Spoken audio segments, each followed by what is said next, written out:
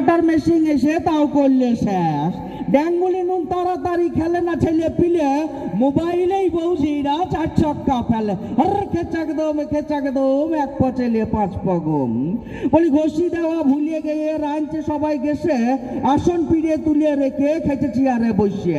সইষে তেলে ভেজাল আর আলু পটলে বিষ, হাবু গান গেয়ে গেলাম আমি দেবাশিস। দুঃখের কথা বলতে গেলে হবে না কো শেষ, এখন শুধু মনে হয় তখন ছিলাম ব্যাস।